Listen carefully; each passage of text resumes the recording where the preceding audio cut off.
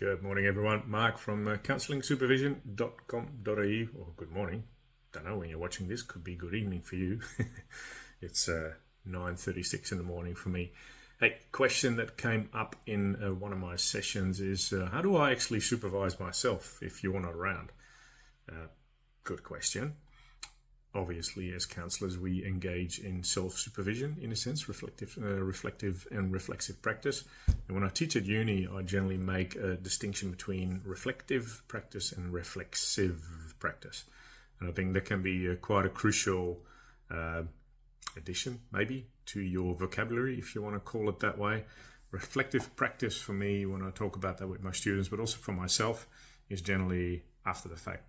So after a session, when I'm done, I'm trying to go over it. I don't always do this, by the way, but generally I'll go over a session if it didn't go the way I wanted, or if it actually went really well and I just want to find out why that was. I'll do some reflective practice. I might look back at the case and say, hey, what were the things that made a difference for the clients? How come I actually think I did well? What went well? Why? Those sort of questions. So that's afterwards. What I always think is a good idea to do as well, and you get better at it when you are in practice longer, is reflexive practice with an X in there. So reflexive practice is what I stimulate students to do in my uni classes, which is on the spot. While you're doing stuff, have that meta awareness or that little observer sitting in the background going like, how am I going? What is happening? And I think for more seasoned counselors, it's crucial to do that.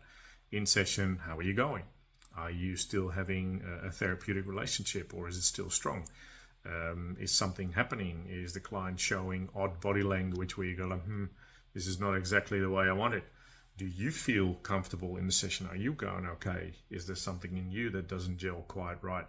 What are you saying? What is the client saying? So reflexive practice is during your session, can you have a level of meta awareness in a way of what is going on in there, so you can make course adjustments if necessary. Or if you're on a real nice train of thought or a good course of action, stay there, but at least then you know it's going really well. So two forms of reflection or self-supervision in a sense: reflective afterwards, reflexive during. And how you do it, whether you do that expressively through some art or through writing, or whether you just do it very logically through taking some notes and writing down some bullet points, or whichever way you do it, I don't really care. That's totally up to you. I might make some notes myself. That's just me.